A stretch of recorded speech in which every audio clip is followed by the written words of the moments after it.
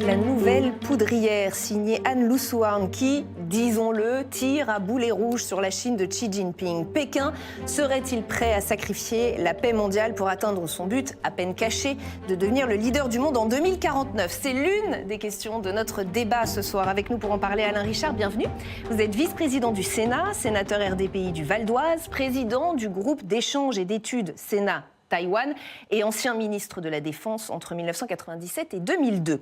Camille Chen, bienvenue à vous également. Vous êtes journaliste, rédactrice en chef de Mandarin TV, qui est la seule chaîne de télévision franco-chinoise de France. Alain Wang, bienvenue à vous. Vous êtes sinologue, vous enseignez à Centrale Paris, vous êtes le co-auteur de l'ouvrage collectif Le dossier chinois, portrait d'un pays au bord de l'abîme, aux éditions du Cherche Midi. Et Marc Julienne est également avec nous, bienvenue. Bonsoir. Vous êtes chercheur à l'IFRI, Institut français des relations internationales, responsable des activités Chine au Centre-Asie. Vos travaux portent essentiellement sur la politique étrangère et de sécurité de la Chine. Merci à tous les quatre d'être ici. Interrogeons-nous sur les thèses de ce film que l'on vient de voir, notamment au sujet des ambitions de la Chine en mer de Chine du Sud. Camille Chen, la Chine considère-t-elle que toutes les îles de la mer de Chine méridionale sont à elle ? Est-ce que Pékin veut, oui ou non, reconquérir la mer de Chine méridionale ? Avant de répondre à cette question, je voudrais tout d'abord vous remercier de m'avoir invité à cette interview. Et le message que je voudrais passer avant tout, c'est qu'il est vrai que je suis rédactrice en chef du service français de Mandarin TV. Cela étant, l'opinion que je vais exprimer tout au long de cette interview ne représente que ma propre opinion. Donc ça n'engage pas du tout la chaîne Mandarin TV. Et puis juste... Ni le régime chinois. Moi, je pense que Pékin veut surtout... réaffirmer son droit sur l'appartenance d'un certain nombre d'îles de la mer de Chine méridionale à on va dire, à la Chine. Voilà. Et d'ailleurs, dans ce documentaire, on l'a bien vu, moi j'ai noté qu'à un moment donné, un commentaire dit ceci.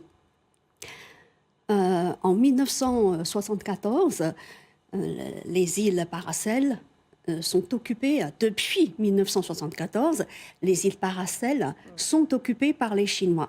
En fait, le terme « occupé » pose problème. Oui, pose problème. On l'a bien compris, je l'ai dit dès l'introduction, c'est un film qui tire à boulet rouge sur la politique de Xi Jinping. C'est très clair là-dessus. La question maintenant est de savoir si la thèse de ce documentaire est juste ou un peu injuste. Alain Richard, est-ce que oui ou non, ces îles dites sous influence américaine sont vécues comme une humiliation par Pékin et Pékin veut les récupérer ? L'humiliation, tout ça, c'est du propos politique. C'est de la déclaration. Mais en droit, ces îles relèvent de la souveraineté d'autres nations riveraines de la mer de Chine du Sud. Et le document, le film est parfaitement exact, objectif sur les actes de violence s'apparentant à des actes d'hostilité armée qui ont été opérés à plusieurs reprises pour prendre le contrôle physique de ces îles. Parce qu'effectivement, dans le film, on parle d'infiltration des pêcheurs avec des miliciens, de collisions volontaires en mer, d'intimidation, de provocation, d'une surpêche qui appauvrit les îles voisines volontairement. Est-ce que tout cela est factuellement vrai, Marc Julienne ? Ah oui, c'est vrai, donc le documentaire le montre bien, puisqu'on le voit aux images. Je vais poursuivre dans la ligne juridique initiée par monsieur le sénateur. Effectivement, il y a le droit international de la mer, la Convention de Montego Bay, qui explique à qui appartient les différentes zones maritimes. Et la Chine, qui a signé et ratifié ce traité international, considère que ce traité ne s'applique pas pour la mer de Chine méridionale, puisqu'elle a des droits historiques, c'est comme ça qu'elle le dit, même si les droits historiques n'existent pas dans le traité de Montego Bay, et donc considère que finalement l'ensemble de cette mer, pour certains documents, certaines cartes d'il y a plusieurs siècles, lui revient entièrement. Et donc, elle a des niveaux de pression sur les pays riverains et sur les pêcheurs, les gardes-côtes des pays riverains, avec différents justement niveaux de pression à différents niveaux de seuil, que ce soit avec la marine chinoise, que ce soit avec les gardes-côtes. Mais donc, la Chine fait pression à différents niveaux, à un niveau militaire, à un niveau des gardes-côtes qui aujourd'hui sont militarisés. C'est quelque chose de nouveau depuis 2018. Maintenant, les gardes-côtes ne sont plus une institution civile, mais qu'ils sont directement sous la chaîne hiérarchique de la Commission militaire centrale, donc l'organe suprême de l'armée populaire de libération, et même à un niveau qu'on pourrait appeler de zones grises où en fait des pêcheurs appartiennent à ce qu'on appelle la milice maritime. Enfin, on l'appelle, c'est son titre officiel. Hein. C'est une organisation officielle. Et donc, des bateaux de pêche peuvent agir au nom et sur ordre du gouvernement et donc de l'armée. Ce qui m'amène à cette question, Alain Wang, est-ce que la Chine est en train de mettre en place ou a déjà mis en place une stratégie d'annexion qui ne dit pas son nom ? On peut dire qu'elle est déjà en place, l'annexion, puisque sur la plupart des îles, ils ont construit déjà des pistes d'atterrissage, des stations météorologiques, il y a des présences de l'armée populaire de libération en tant que telle. Donc je pense que là, sur ce plan-là, il n'y a aucune question. D'ailleurs, la comparaison, souvent on compare beaucoup avec l'Ukraine en ce moment. Oui. Il faut regarder la surface de l'Ukraine comparée à la surface de la mer de Chine méridionale aujourd'hui. L'Ukraine, c'est tout petit. Donc là aussi, c'est aussi intéressant de voir que la communauté internationale, pour le moment, agit peu. Bon, la Chine a été condamnée en 2016. On y viendra à la réaction internationale, mais pour vous, ce documentaire vise juste, dit juste. Oui. Moi, je pense que pour la plupart de ce qui est dit, c'est juste. Et pourtant, Camille Chen est offusquée quand elle entend ces mots occupés. C'est pas offusqué, je vais dire, je voudrais juste montrer un point de vue qui est différent, justement. Et on est là pour l'entendre, absolument. On est là justement pour entendre mon point de vue aussi, parce que ce document-là n'appuie pas assez, justement, ne s'appuie pas assez sur les droits historiques. Ils existent, donc il faut les exprimer. Même si pour vous, c'est plutôt l'aspect juridique qui prime, il faut aussi que les médias français, je pense que les médias français n'en parlent pas assez, donc je suis là pour faire entendre un autre son de cloche. Voilà, donc selon les documents historiques, en chinois, déjà sous la dynastie des Han de l'Est, eh bien, un haut fonctionnaire chinois du nom de Yang Fu, il a écrit un livre sur justement les activités humaines menées par des Chinois de là-bas. Voilà. Et donc, il a même écrit que la mer de Chine, c'est une mer peu profonde, mais néanmoins avec beaucoup d'îlots et d'îles. Voilà, ça c'est la première chose. Deuxième chose, sous la dynastie des Song déjà, surtout sous la dynastie des Tang et des Song, les activités humaines menées par des pêcheurs chinois étaient nombreuses. Et d'ailleurs, selon un autre livre de géographie écrit par un autre haut fonctionnaire de la cour impériale, eh bien, à l'époque, donc, la mer de Chine méridionale était placée sous l'administration de la province du Hainan. Je cite encore d'autres exemples plus proches de nous.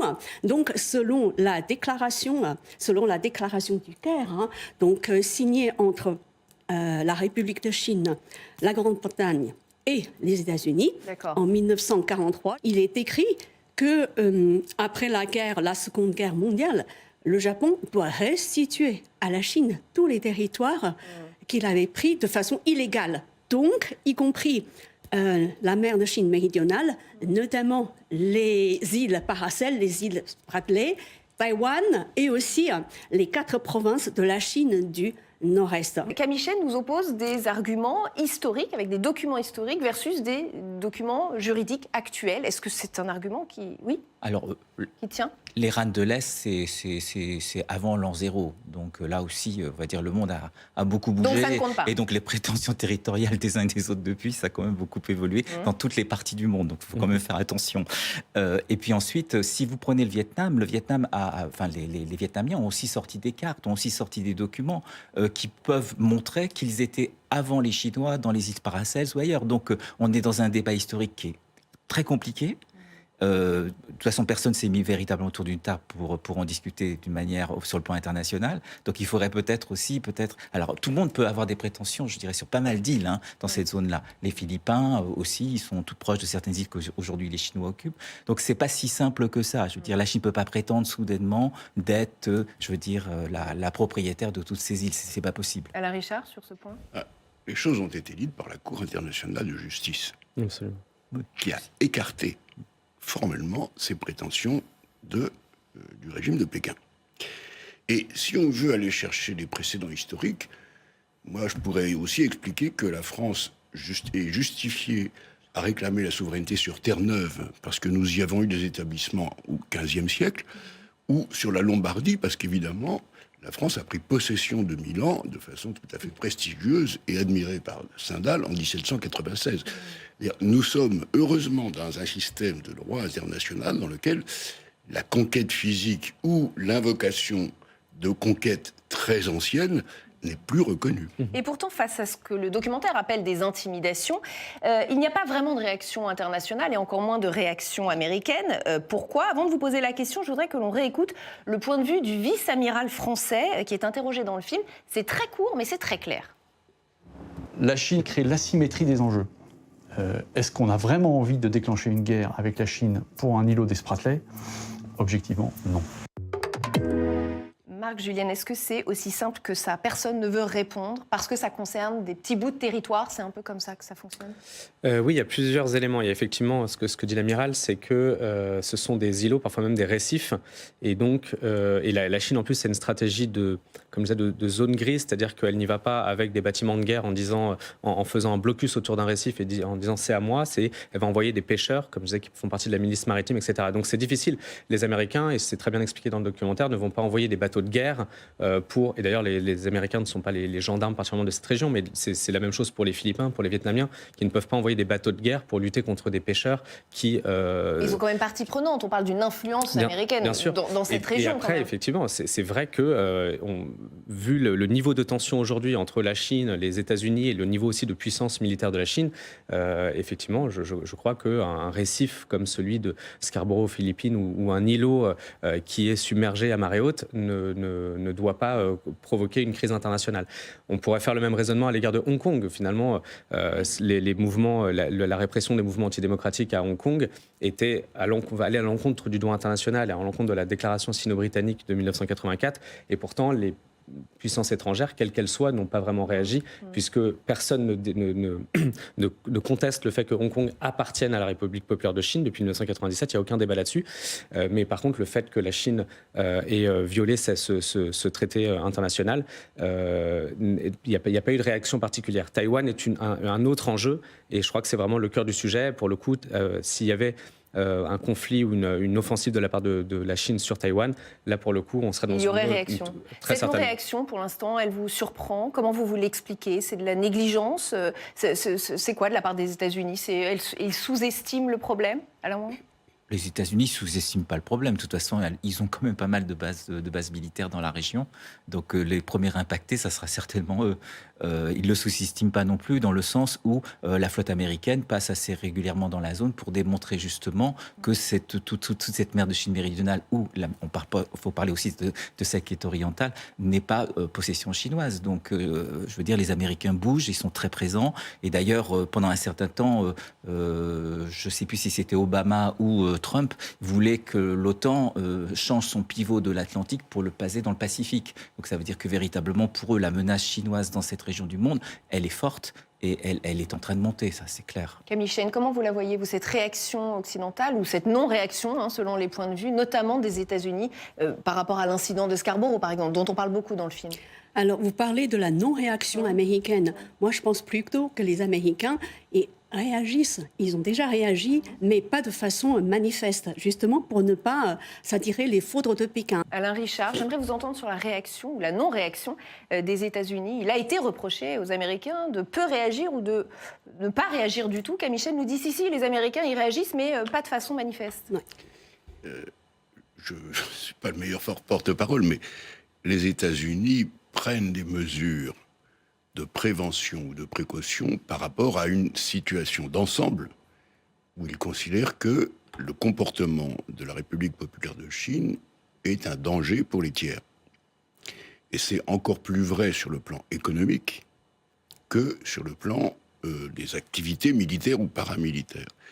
Donc les États-Unis et beaucoup de pays démocratiques européens partagent leur vision, considèrent que l'acquisition par la Chine d'outils qui peuvent devenir des outils offensifs doit être empêchée, doit être freinée. Et je rappelle que nous sommes, tous autant que nous sommes dans l'Union européenne, en situation d'embargo à l'encontre de la Chine vis-à-vis de toute fourniture militaire ou de fourniture susceptible d'être utilisée pour des objectifs militaires, et que cet embargo, et ça peut en témoigner très directement, surveillé et appliqué avec énormément de vigilance par nos autorités nationales. Arrêtons-nous, si vous le voulez bien, sur le cas de Taïwan, qui est devenu le nœud du problème, parce que cette petite démocratie résiste, parce que sa population refuse d'être absorbée par le régime de Pékin. Pour l'instant, cela ne dépasse pas le stade des provocations en mer et dans les airs, mais le monde court-il un risque majeur en n'intervenant pas tout de suite? C'est le point de vue du ministre des Affaires étrangères taïwanais, qui érige Taïwan en symbole. Écoutez. Si la Chine réussit à imposer son ordre autoritaire à Taïwan, de la même manière qu'elle l'a fait à Hong Kong, le monde démocratique tout entier subira une grande perte.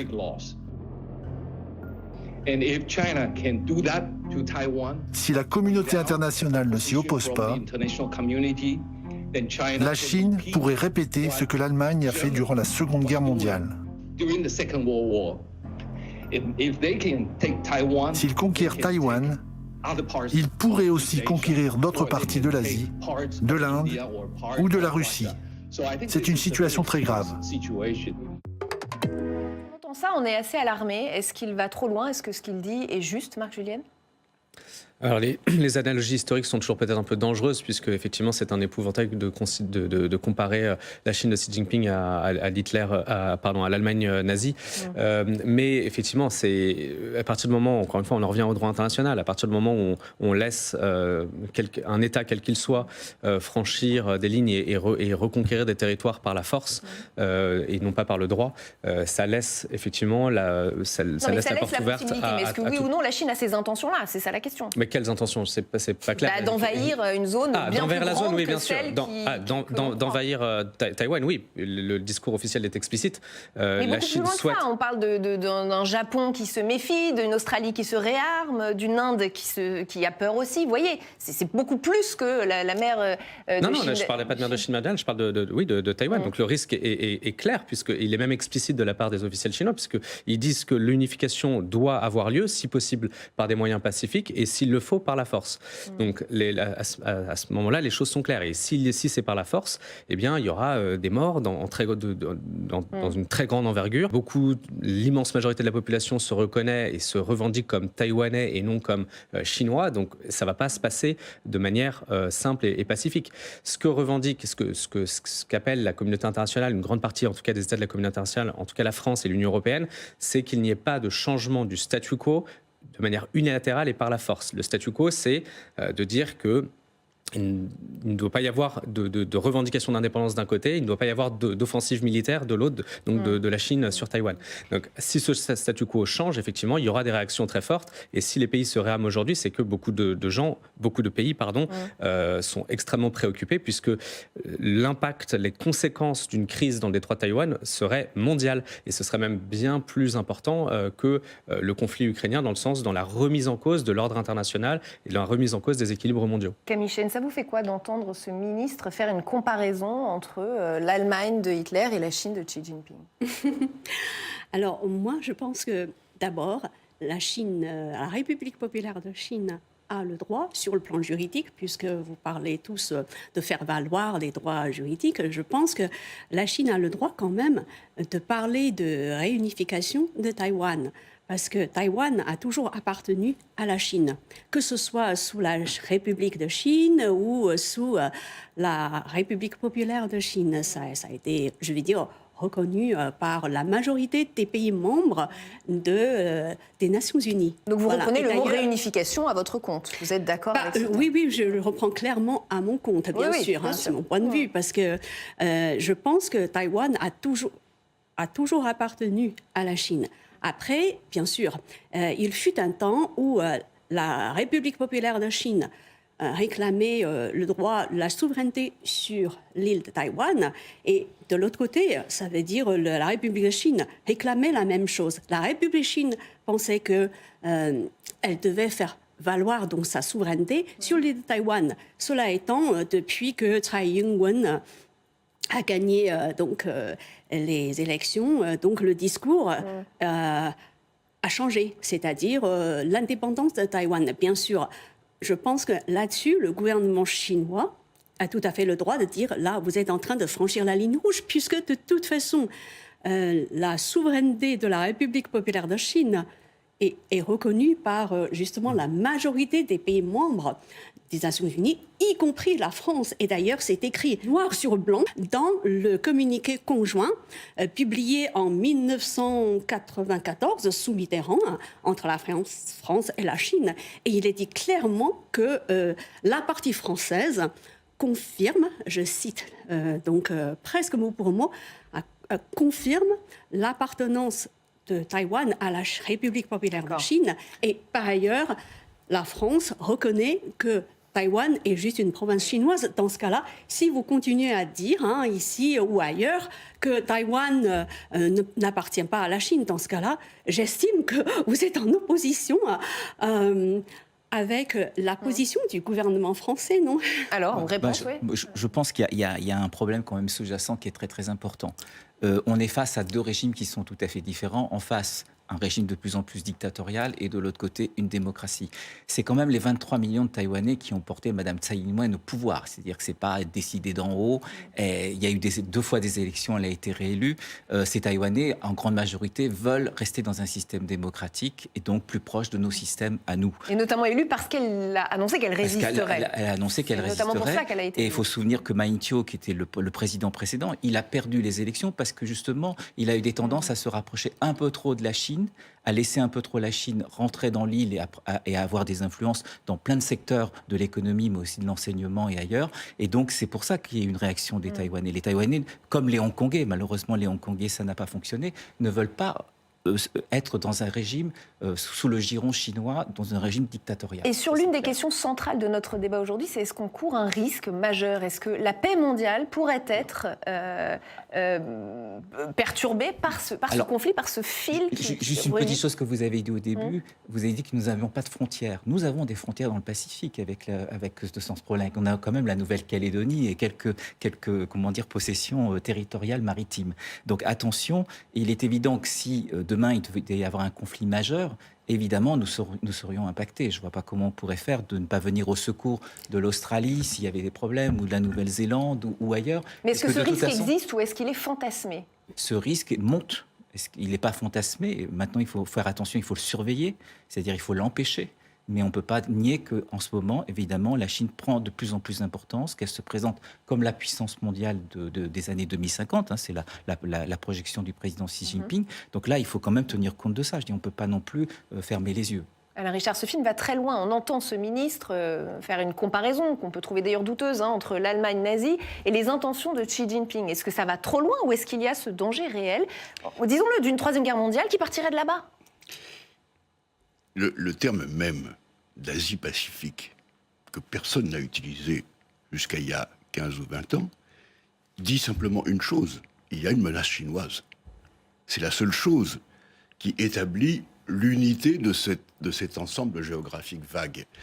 Et la question que nous avons devant nous est de savoir si la Chine est un danger régional, évidemment d'une très grande région, avec des enjeux économiques, humains, stratégiques majeurs, mais si c'est une puissance agressive sur le plan régional, ce qui me paraît aveuglant, évident, ou si c'est un danger mondial. Et donc ça, c'est une question très concrète pour un certain nombre de pays que je connais, qui s'appelle l'Union européenne. En revanche, dans la mesure où les États-Unis ont de longue date une présence et une activité stratégique dans cette région Asie-Pacifique, ils sont nettement plus en première ligne que nous. Et sur la relation Chine-Taïwan, j'ai dit Madame Ma est exacte en droit. Simplement, on est obligé d'aller un peu plus loin dans l'antériorité, c'est-à-dire en 1949. Tout ça est la fin, l'épilogue d'une guerre civile. Le pouvoir actuel de Pékin s'est établi par la force, sans aucune consultation populaire à aucun moment, sans aucun pluralisme politique, et continue à exercer le pouvoir exclusivement par la force. L'autre partie minoritaire du territoire chinois engagée dans cette guerre civile, qui a d'ailleurs fait preuve de qualité démocratique extrêmement faible pendant 40 ans, puisque la dictature de Chiang était aussi impérative, aussi violente que celle de Mao Tse-tung, mais c'est devenu une démocratie. Et donc, ça pose tout de même une question nouvelle qui est de savoir si, au terme d'un conflit civil de ce genre, la communauté internationale laisse faire la volonté explicite de la Chine de recouvrer par la force une souveraineté qu'elle a rarement exercée en réalité sur Taïwan, ou si on cherche à s'y opposer. Vous voulez répondre? Moi, je n'ai pas du tout la même vision que vous sur la menace chinoise. D'abord, je pense que la menace chinoise, c'est un message véhiculé par un certain nombre de pays, États-Unis en tête. Moi, je pense que parler de la menace chinoise, c'est pas du tout pertinent dans la mesure où la Chine, pour moi, a toujours été un pays pacifique. Et d'ailleurs, différentes guerres coloniales durant le 19e siècle, même si pour vous c'est un lieu commun, il faut quand même le dire, la Chine n'a jamais envahi un seul pays. Voilà. Elle n'a fait que se défendre. Si, quand même. Elle n'a fait que se défendre. 79, le Vietnam. Enfin, si, quand même. Le Vietnam et l'Inde, Je vais vous dire ont quand même un témoignage Je vais un peu vous dire différent. pourquoi. Et puis dans les années 50, il faut parler quand même du Tibet et de Xinjiang. Je regrette. Moi, je suis seule contre 3 avis qui sont différents du mien, mais j'ai quand même le droit de le dire. Quand vous dites que oui, en 1974, la Chine, vous utilisez le terme envahir, c'est ça? Mais puisque, d'après tous les documents historiques, la Chine considère que les îles Paracel lui appartiennent. Donc c'est justement, elle a réagi en légitime défense. Non, la menace ne vient pas de la Chine, la menace vient des États-Unis. D'ailleurs, quand vous prenez la carte d'Asie-Pacifique, vous verrez que les États-Unis ont installé partout des bases militaires. Et les États-Unis, c'est le pays qui possède le plus grand nombre de bases militaires dans le monde. Combien? Près de 800. La Chine en a combien? Les Chinois, pas 10. Voilà. Il y a une Donc question, je pense qu'il Mais faut elles quand sont même... toutes appuyées sur un accord. Voilà, je pense qu'il faudrait rééquilibrer les choses. Et c'est tout l'intérêt de votre présence sur ce plateau. Voilà, parce que ce film film-là a un fort, on va dire, parti pris. Voilà, un point de vrai vue, parti fort pris. parti pris. Et les Chinois, dans tout ça, est-ce qu'ils sont derrière leur chef? Sont-ils en phase avec la stratégie de Pékin? Le film nous montre 2 types de réactions. Il y a ceux qui brûlent les symboles américains, se détournent des influences occidentales, et on le voit en image dans le film, ils se sentent humiliés, ils développent une véritable aversion pour nos démocraties. Et puis, il y a ceux qui commencent à douter de la stratégie et qui craignent l'isolement international. C'est précisé à la fin du film, écoutez. Au sein du Parti communiste, il y a beaucoup de mécontentement sur le fait que Xi Jinping soit vraiment allé trop loin. Il y a un tel retour de bâton sur la Chine qu'ils s'inquiètent que cela puisse affaiblir la légitimité du parti en Chine même, de la même manière que le parti a perdu légitimité et soutien sur le plan international. De nombreux Chinois pensent que la Chine ne devrait pas se replier sur elle-même, qu'elle ne devrait pas entrer en conflit avec le reste du monde, que ses choix l'amèneront à une situation sans issue. L'histoire chinoise est tellement claire, sous Mao, l'autarcie n'a mené à rien. C'est un point important parce que c'est de là que pourraient venir des pistes d'avenir de la population chinoise. Est-ce qu'on se met à douter en Chine, Alain Wang? Oui, certainement. De toute façon, la montée en puissance de Xi Jinping, elle s'est pas non plus faite dans la douceur. C'est-à-dire, on a vu à la fin de la politique de zéro Covid, l'ensemble des jeunes descendre dans la rue, manifester leur mécontentement, et pas simplement sur le zéro Covid, aussi sur la prise de pouvoir de Xi Jinping. Ça a été un tournant, le Covid? Ça a réveillé peut-être les consciences? Oui, parce que je crois que la politique de zéro Covid, qui a été violente quand même vis-à-vis de la population, a réveillé pas mal de monde sur véritablement cette fois-ci une impression d'être dans une dictature de plus en plus forte et de plus en plus difficile à vivre. Donc là, il y a eu vraiment des réactions, mais il y a eu des réactions, je dirais, des étudiants aussi. Moi, je suis dans une école qui s'appelle Centrale Supélec. Mes étudiants ont manifesté contre justement la politique de Xi Jinping à la fin du Covid-0. Donc, je veux dire, il n'y a pas que les étudiants, je suis d'accord. C'est une ensemble de beaucoup de gens sont très mécontents de la ligne qui est suivie en ce moment et qui mène la Chine dans une situation peut-être d'opposition au monde entier, parce que c'est ce qu'on a l'impression aujourd'hui, c'est que quand on fait des sondages dans plein de pays du monde, la Chine est véritablement mal ressentie. Et ça, c'est mal vécu par les Chinois, vous êtes d'accord, Marc July ? Il semblerait la sortie de la politique zéro Covid, il semble, a été provoquée justement par ces manifestations, donc ont été certes les étudiants, mais aussi les ouvriers, aussi les citadins, dans différentes dizaines de villes à travers la Chine. Il y a un autre exemple ces dernières semaines, c'est les retraités qui descendent dans les rues à travers dans beaucoup de villes de Chine, puisque leurs retraites, leurs pensions ont été coupées pour certains jusqu'à 60%, et donc qui descendent dans la rue devant les mairies ou les gouvernements locaux justement pour réclamer et protester contre cette injustice. Et ça pourrait isoler Xi Jinping, je veux dire, ça pourrait avoir des effets ou ce sont juste des mécontentements de populations qui ne déboucheront sur pas grand-chose ? C'est certainement une pression sur le pouvoir, sur le Parti communiste. On l'a vu avec la sortie de zéro Covid. Je pense que c'est ces manifestations qui ont conduit le gouvernement à lever la politique de zéro Covid. Maintenant, on l'a vu avec particulièrement le 20e congrès du Parti communiste et puis l'Assemblée nationale populaire la semaine dernière, que Xi Jinping aujourd'hui est très puissant, pour pas dire tout puissant. Donc c'est sa grande force aujourd'hui, c'est sa capacité il a mis 10 ans à l'imposer, c'est d'avoir verrouillé, sécurisé le pouvoir et d'avoir renforcé l'appareil de sécurité qui contrôle absolument. Il n'est pas remis en question en interne, au sein du parti, possible, comme on l'entend dans le film. C'est-à-dire qu'il a les leviers pour verrouiller le parti, mais aussi le pouvoir et la société. Maintenant, voilà, tout est possible. Il a une arme qu'il a utilisée depuis 2012, c'est la campagne contre la corruption, qui lui a permis quand même d'éliminer un certain nombre de dirigeants qui lui étaient opposés. Et la campagne contre la corruption, qui généralement dure, on va dire, 1 an, 2 ans à la prise du pouvoir d'un président ou d'un secrétaire général, elle dure maintenant depuis qu'il est arrivé, depuis 2012. Donc c'est long. Et il a continué dans la finance, par exemple, à arrêter pas mal de monde juste avant le Congrès. Donc il a cette arme-là. Et évidemment, je pense que ce qui peut le remettre en question profondément, c'est que s'il n'arrive pas à redémarrer l'économie chinoise, il faut dire que l'année dernière, la croissance, c'est 3%. Éventuellement 5% cette année, c'est ce qui est projeté par le parti. S'il n'arrive pas à redémarrer, évidemment, il casse, je dirais, un contrat qui était un peu tacite depuis 89 entre la population chinoise et son pouvoir, c'est-à-dire la croissance économique, vous vous occupez pas de politique. On va vous apporter la richesse, la prospérité. Et cette fois-ci, si la richesse et la prospérité s'écroulent, ben, il n'y a plus rien. Camille Chen et ensuite Alain Richard pour conclure.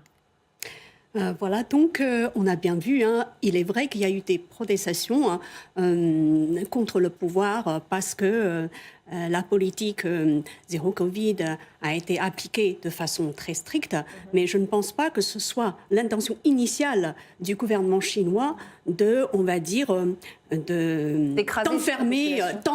la population. Pourquoi ? Parce qu'on l'a dit à maintes reprises, c'est pas moi qui l'invente. En Chine, on va dire, le pourcentage de vaccination était assez faible parce que, et surtout, on a un système médical qui n'est pas celui de la France. En Chine, on a un nombre de lits en soins intensifs très très faible. Donc, le gouvernement chinois a dû décider de laisser la population rester chez elle pour ne pas justement encombrer ce système qui était déjà, on va dire, en train Est-ce que ces mécontentements affaiblissent le pouvoir, selon vous ? Alors, ce mécontentement, je pense que vous aimez bien, je trouve que dans les médias français, on aimait bien opposer les choses. Le bien et le mal, voilà. Non, ici, on essaye de faire dans la nuance, justement. Oui, justement, on essaie de faire dans la nuance. C'est pas parce que la Chine, c'est pas parce que dernièrement, il y a eu des manifestations que tout va mal en Chine. Je pense que c'est comme le verre à moitié plein ou le verre à moitié vide. Richard. Toute dictature a une opinion publique. Et cette dictature-là, qui est parmi les plus violentes, et avec un État policier extraordinairement développé, extraordinairement intrusif, connaît assez bien son opinion publique.